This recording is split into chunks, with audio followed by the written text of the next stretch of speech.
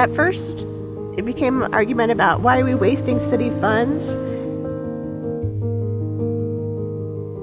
Even though there was COVID, we still all met out on the street in our lawn chairs. And we would talk about what we were doing and try to get people interested in coming and helping us. We convinced the city council to give us a budget for the street signs.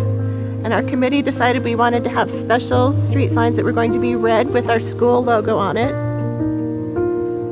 So we made them a deal that we would try to sell and market the old street signs to offset the cost. And we went forward with it.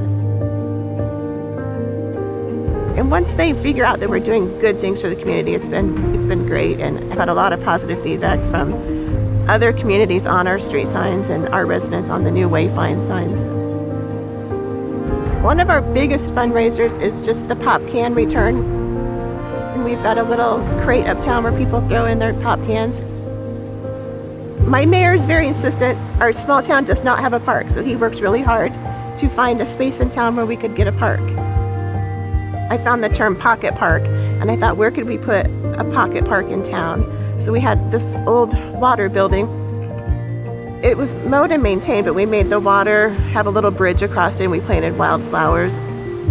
The little pocket park became Butterfly Grove. But our two parts of town are not connected. So we're working to raise a mile's worth of quarters to connect the two parts of town. And then hopefully we get grants for sidewalks to cover the rest of the cost. But we call it our Alleman quarter mile. On Tuesdays, we bring a food truck in, a different one each week.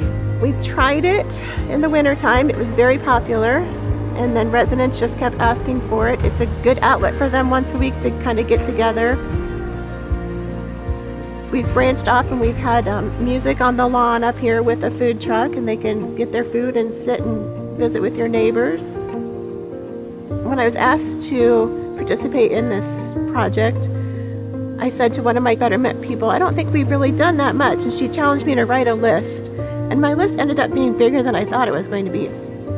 The fact that we were able to get stuff done and now it just becomes second nature. You take your strength and you just keep building on it. Community betterment projects are good because they make you proud to think, that's my home.